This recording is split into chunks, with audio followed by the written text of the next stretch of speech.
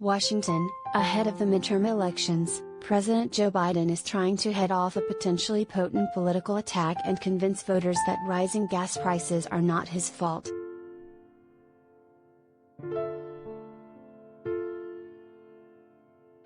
The problem for Democrats is that voters tend to blame whoever is in power when things are going badly, and inflation and high gas prices could cost them control of both houses of Congress next year.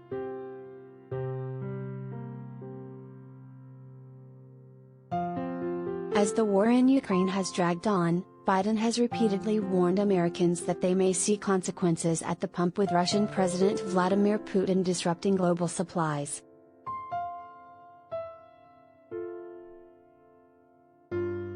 And with the cost of a gallon eclipsing $4 in the last week, Biden castigated oil companies for profiteering at the pump.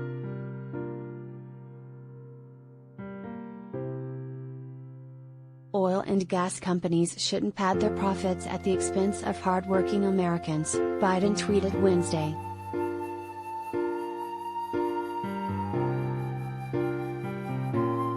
Democrats have seized on a recent decline in the price of crude oil as evidence that greedy gas companies are hoarding profits.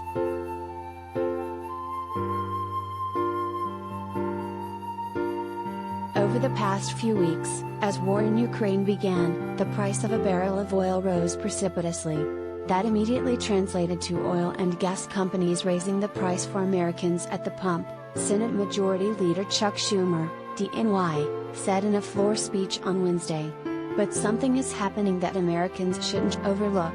Over the past few days, oil prices have actually been decreasing, but the price of gas at the pump has not.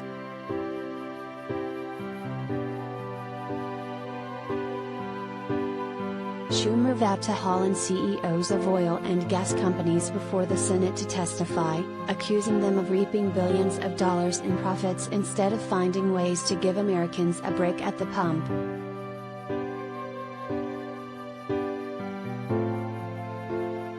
White House officials have similarly been calling the rise in gas prices Putin's price hike. The war disrupted Russian oil imports to the U.S., and Democrats joined Republicans in calling for an outright ban on Russian oil.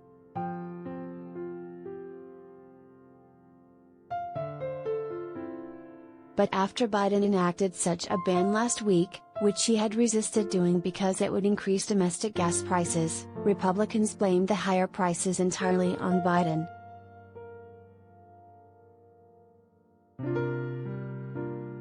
Even before Russia's buildup of troops along its border with Ukraine last year, Republicans had been blaming Biden for the increase in fuel costs, which jumped as COVID-19 restrictions were lifted and the economy reopened.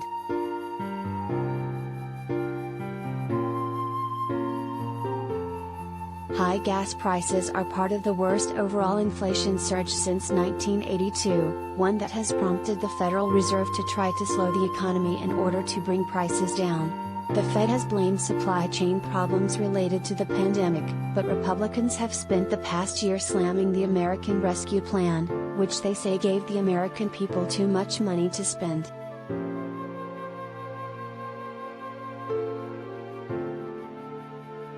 The president is literally gaslighting the American people.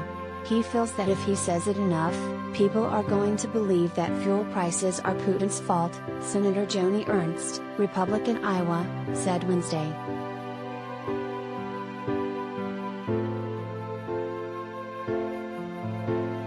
As for the recent decline in crude oil prices, it actually has resulted in a slight decrease in gas prices, shaving off 4 cents per gallon this week, according to AAA.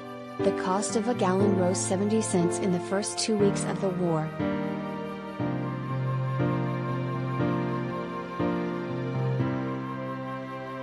But the oil price decline, which apparently resulted from falling demand due to a COVID-19 outbreak in China, might not last.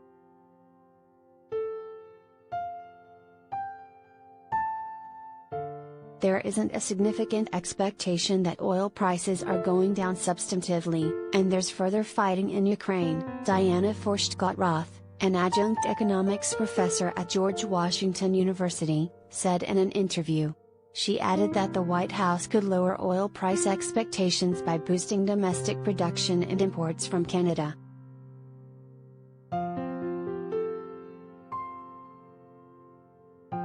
The American Petroleum Institute, an industry trade group, said it's typical for retail prices to fall more slowly than they rise.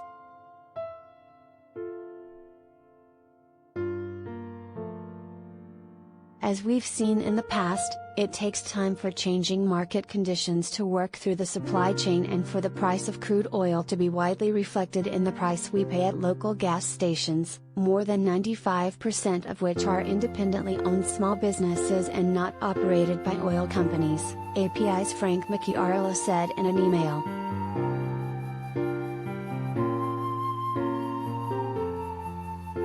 White House Press Secretary Jen Psaki said this week gas prices should fall faster.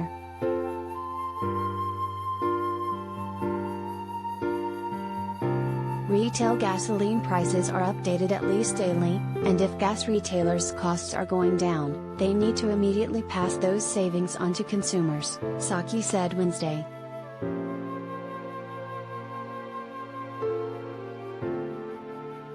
Separately, Assistant Press Secretary Vedant Patel pointed to recent oil company pledges to plow profits into stock buybacks instead of boosting supplies. The three biggest oil companies have seen their profits jump last year as gas prices surged.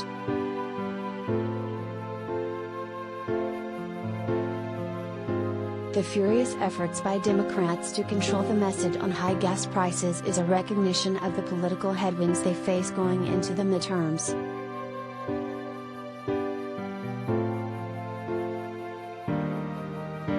According to a recent Yahoo/YouGov poll, 30% of Americans said Biden is at fault for high gas prices, while 23% pointed their finger at oil and gas companies.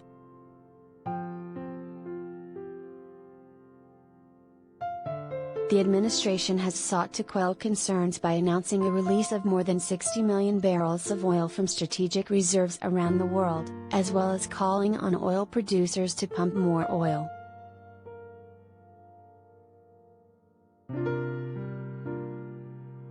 Democrats have also discussed ideas for how to blunt the high prices at the pump, including approving a temporary reprieve from the federal gas tax, and sending Americans direct payments to help offset their fuel costs. But there's little agreement in Congress on any of the proposals.